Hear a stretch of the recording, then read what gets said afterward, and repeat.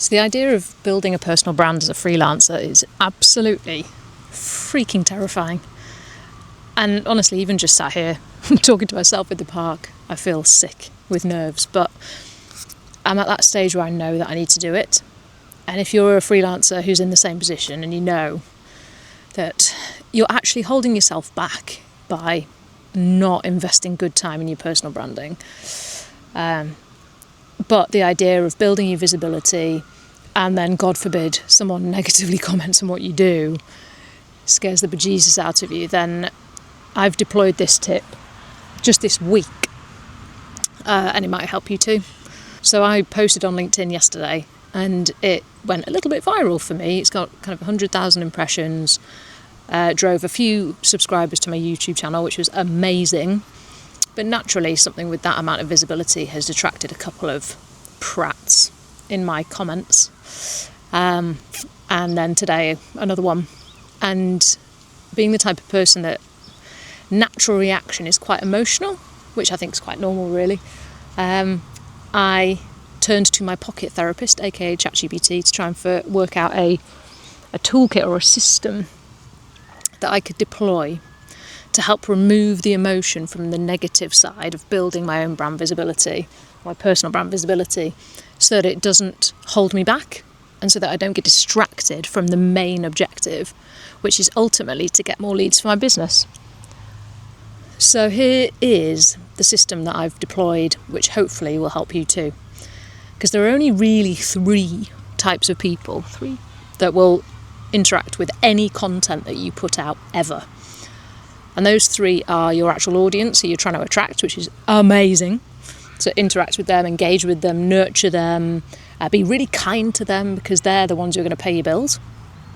There are the industry challengers, which encourage healthy debate. So they could be people in your industry who have done similar stuff to you, or people who are trying to achieve what you're trying to achieve, or even people in your target audience who have a slightly different point of view, but they actually help you learn and they help you see stuff that you're doing from a different perspective. So encourage healthy debate.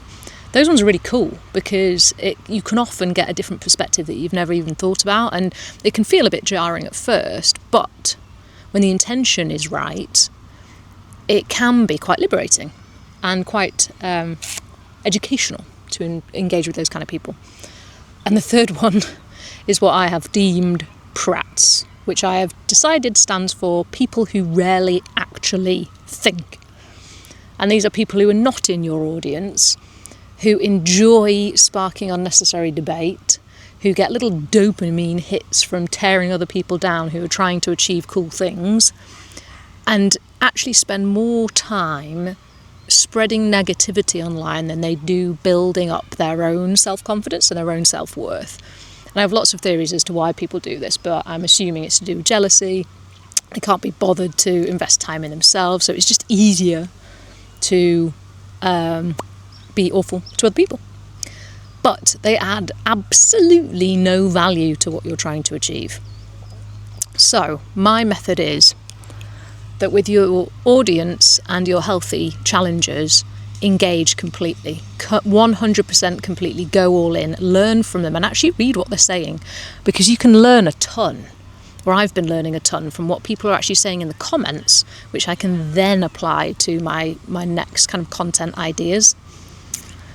But when it comes to the negative Nancy's and the ones who aren't even my audience, or aren't even people who I would want anywhere near my content, never mind my business, my initial gut reaction is always reply, revenge, engage in debate, etc., which actually is just all you're doing is feeding their desire to rage bait and feeding their desire to be seen. And the more and most mature thing you can actually do, which I find so hard, but it's so true, is just ignore them. Like, don't even like the comment, don't reply to the comment, don't even justify their responses with any form of response, because all you're doing by doing that is feeding exactly what they're after, which is some form of jarred response from you. And guaranteed, if they've left a negative comment on your stuff, then the likelihood is they're not a first-time offender, let's be honest.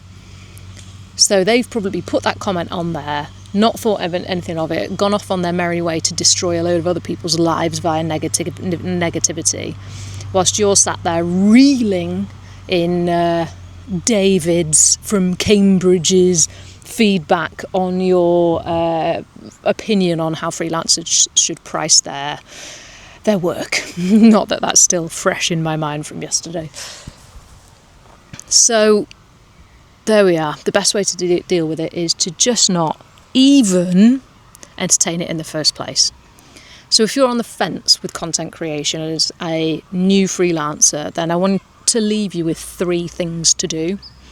And the first one is to brain dump absolutely every idea that you've had and you've thought about posting, but you've not posted it because you were either cringing, or you thought people would backlash, or you thought it was controversial, or whatever it might be. Just get it out of your brain and get it into either a notebook or a project management dashboard or something. So step 1, get it out of your head. Step 2, I then want you to post and schedule it and post it. Just post it, because all you're doing by holding back, and me as well, by holding back on stuff that I really know about. I genuinely know about this stuff that I'm talking about because I've done it for like 20 years. So I'm not trying to be a douchebag. Like, this is my specialist subject, and the same, whatever your specialist subject is too, you deserve to talk about it. So to be held back by the thought that someone else might see what you're saying as negative is just crazy. So post it. Get it posted for the next few days, few weeks, even few months. And at this stage, don't even think about like some form of fancy categorization or content pillars or anything like that, because you just need to break the seal. You just need to get the first few posts out of the door, the first few videos recorded, and just get on your merry way with content creation without feeling cringy and without worrying about negative feedback.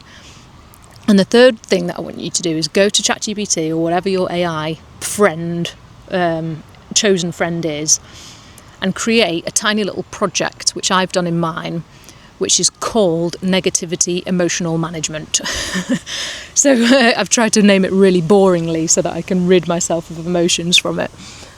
And basically, whenever I'm on the fence about a comment, which I was yesterday, I post it into that little chat and say, am I going mental, or am I going mad, or shall I just ignore this? And in that split second, it eradicates all of the emotion, it separates the need, kind of that visceral emotional reaction you have, and it stops you stewing on it. Like, I've moved on now, I'm ready. You wouldn't think from this video, but no, I have genuinely moved on, and subsequently done a shed load more work today that is actually feeding my end goal than worrying about what David from Cambridge worried about my LinkedIn post yesterday. So if you're a newbie freelancer and you're thinking, personal brand, Jesus wept, I haven't even got anywhere near my personal brand, I just need to know how to operate as a freelancer, then don't worry, because I have an exact step-by-step playbook that you can follow, which is over here, so give it a watch.